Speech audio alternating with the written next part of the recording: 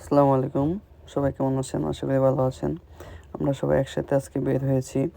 তো আমরা উত্তরা মেট্রোতে পৌঁছে গেছি। তো এখানে টিকিট কাটার জন্য আসছিলাম। তো এসে দেখি আগে থেকেই বাসের ভাইয়েরা 20-15 টিকিট কাটার জন্য লাইনে দাঁড়িয়েছে। অনেক ভিড় ছিল।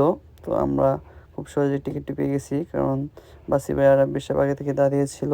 তো আমরা টিকিট হাতে নিয়ে দেখাচ্ছি। তো আমরা টিকিট নিয়ে এখন মেট্রোতে ওঠার জন্য উপরে যাব। তো আমরা লিফটে উঠে উপরে গিয়েছি, কিন্তু যে দেখি মেট্রো এখনো আসে নাই। তো মেট্রোর জন্য আমরা অপেক্ষা করতেছি আর এদিক সেদিক আমরা ঘুরে দেখছি।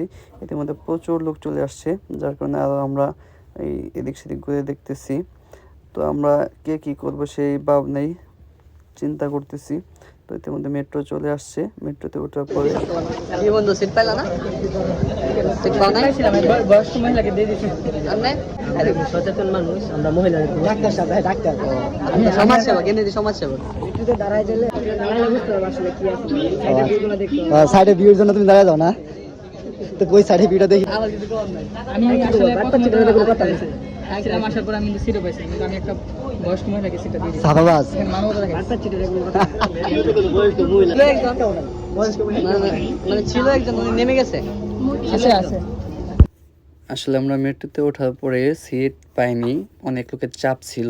তো এত লোকের ভিতরে আমরা সিট নিতে পারিনি। এরকম চেয়ার সিটিং খেলা হয়, ব্যাপারটা সেরকমই। তো সেই জন্যই অনেকে অনেক কিছু বানিয়ে টেনে বলতেছে, সবাই যার যার মনের ভাব প্রকাশ করতেছে। তো আমরা দেখতে দেখতে মতিঝিল পৌঁছে গেছি। তো আমরা নেমে ইতিমধ্যে বের হয়ে গেছি। তো রাস্তায় যাওয়ার সময় দেখি একটা ছোটোখাটো গ্যাঞ্জাম, সেই গ্যাঞ্জামটা আমাদের ভাই ব্রাদার মিটিয়ে দিয়েছে। তো আমরা অপেক্ষা করার পর আমাদের বাস ইতিমধ্যে পৌঁছেছে সায়দাবাদ ফ্লাইওভারে। তো আমরা বাসে উঠতেছি।